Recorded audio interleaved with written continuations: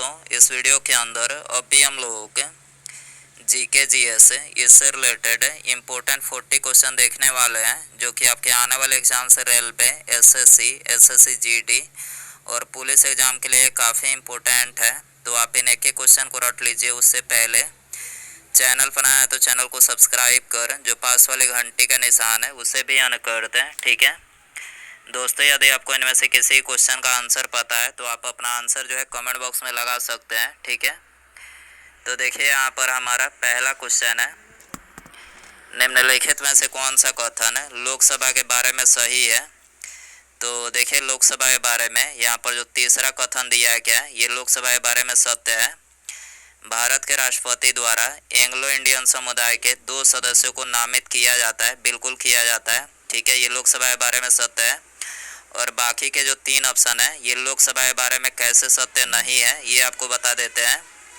भारत के संविधान द्वारा आवंटित सदन की अधिकतम शक्ति 545 है। तो देखिए अधिकतम जो शक्ति है ये 545 नहीं है बल्कि 552 है। आपको याद रखना है कितनी है, 552 जो है अधिकतम शक्ति है, ठीक है। वर्तमान में जो है 545 है, ठीक है, लेकिन जो अधिकतम शक्ति है वो कितनी है, 552 है। आपको याद रखना है यह भारत के द्विसदनीय संसद का ऊपरी सदन है। तो देखिए ये ऊपरी सदन नहीं है, ठीक है। लोकसभा जो है ये निम्न सदन है यानी निचला सदन है, ठीक है। लोकसभा के सदस्य 4 वर्षों के लिए अपनी सीट रखते हैं। तो 4 वर्षों के लिए नहीं बल्कि ये अपनी 5 वर्षों के लिए जो अपनी सीट रखते हैं। आपको याद रखना है। क्वेश्चन नंबर 2 है, भारतीय राष्ट्रीय कांग्रेस का पूर्ण स्वराज प्रस्ताव कब पारित किया गया। तो ये पारित किया गया था 1929 में, ठीक है।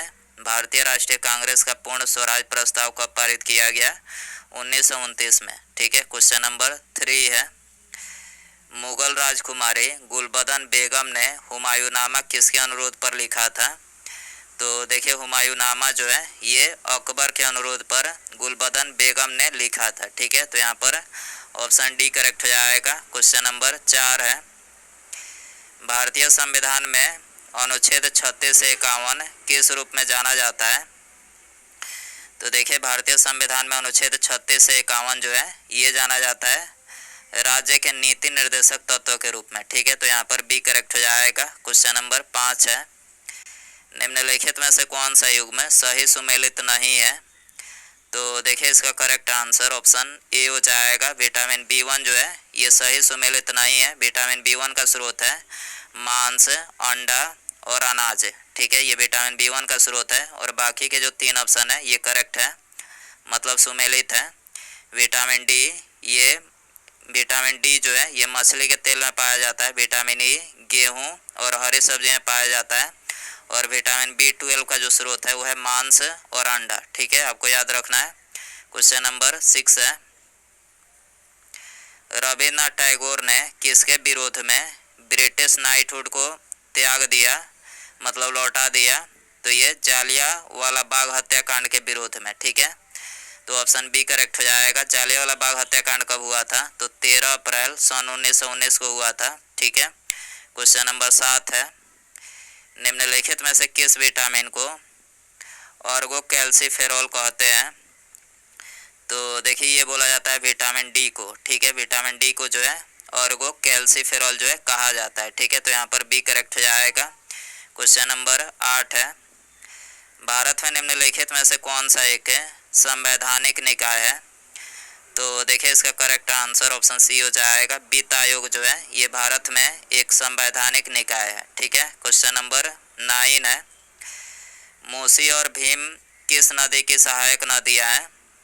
तो देखिए मूसी और भीम जो है ये कृष्णा नदी की सहायक नदियाँ हैं, ठीक है। आपको याद रखना है मूसी और भीम जो है ये कृष्णा नदी की सहायक नदियाँ हैं, ठीक है। तो यहाँ पर सी करेक्ट हो जाएगा। क्वेश्चन नंबर 10 है, किस संविधान संशोधन अधिनियम द्वारा लोकसभा की सीटों की संख्या 525 से बढ़ाकर 545 की गई। तो ये की गई थी 31वें संविधान संशोधन अधिनियम 1973 के द्वारा, ठीक है। तो यहाँ पर ए करेक्ट हो जाएगा। क्वेश्चन नंबर 11 है, बहमानी साम्राज्य के संस्थापक कौन थे। तो देखिए बहमानी साम्राज्य के जो संस्थापक थे तो ये थे अलाउद्दीन हसन, ठीक है। अलाउद्दीन हसन जो थे ये बहमानी साम्राज्य के संस्थापक थे। क्वेश्चन नंबर 12 है, भारतीय भाषाओं का केंद्रीय संस्थान निम्नलिखित में से किस स्थान पर अवस्थित है? तो ये अवस्थित है मैसूर में। ठीक है, भारतीय भाषाओं का केंद्रीय संस्थान कहाँ पर अवस्थित है? मैसूर में। ठीक है। क्वेश्चन नंबर 13 है, धन विधेयक भारत के संविधान के किस अनुच्छेद में परिभाषित किया गया है? तो देखिए, धन विधेयक जो है ये भारतीय संविधान के अनुच्छेद 110 में इसका मतलब इसको परिभाषित किया गया है। ठीक है, ऑप्शन बी करेक्ट हो जाएगा। क्वेश्चन नंबर 14 है, भारतीय मानक समय आधारित है। तो देखिए, भारतीय मानक समय ये 82.5 डिग्री पूर्वी देशांतर पर आधारित है। ठीक है, ऑप्शन बी करेक्ट हो जाएगा। क्वेश्चन नंबर 15 है, निम्नलिखित में से किस वायसराय के शासन काल में राय बहादुर और खान बहादुर उपाधियां प्रदान करना प्रारंभ हुआ? तो किसके कार्यकाल में हुआ था? तो ये लॉर्ड लिटन के कार्यकाल में हुआ था। ऑप्शन बी करेक्ट हो जाएगा। क्वेश्चन नंबर 16 है, कांग्रेस के तीसरे अधिवेशन की अध्यक्षता किसने की थी? तो ये की थी बदरुद्दीन तैयब जी। आपको याद रखना है, बदरुद्दीन तैयब जी ये कांग्रेस के तीसरे अधिवेशन की अध्यक्षता की थी। क्वेश्चन नंबर 17 है, भारतीय संविधान के अनुच्छेद 162 के शीर्षक के संबंध में निम्नलिखित में से कौन सा सही है? तो अनुच्छेद 162 के संबंध में आपको सही बताना है। ठीक है, तो यहाँ पर ऑप्शन डी करेक्ट हो जाएगा। राज्य कार्यपालिका शक्ति का विस्तार कौन से अनुच्छेद में है? ये अनुच्छेद 162 में है। ठीक है। क्वेश्चन नंबर 18 है, इनमें से कौन सा कथन सत्य है? तो देखिए, इसका करेक्ट आंसर ऑप्शन डी हो जाएगा, सभी। ठीक है, इनमें सभी कथन जो है सत्य है। ठीक है, पहला कथन है, अखिल भारतीय किसान सभा का पहला अधिवेशन 1936 में लखनऊ में हुआ था। करेक्ट है। दूसरा कथन है, अखिल भारतीय किसान सभा के प्रथम अध्यक्ष स्वामी सहजानंद सरस्वती ने किया। ये भी करेक्ट है। तीसरा कथन है, इसके महासचिव पद के रूप में प्रोफेसर NG रंगा को नियुक्त किया गया। ठीक है, तो यहाँ पर ये तीनों कथन जो है करेक्ट है। क्वेश्चन नंबर 19 है, अमोनिया सल्फेट उर्वरक का बार बार प्रयोग एक ही भूमि में करने से क्या होता है? तो भूमि जो है अम्लीय हो जाती है। ठीक है, अमोनियम सल्फेट उर्वरक का बार बार प्रयोग एक ही भूमि में करने से क्या होता है? तो मतलब भूमि जो है मतलब अम्लीय हो जाती है। ठीक है, ऑप्शन बी करेक्ट हो जाएगा। क्वेश्चन नंबर 20 है, भारत के संघ के मंत्रियों का परिषद कौन नियुक्त करता है?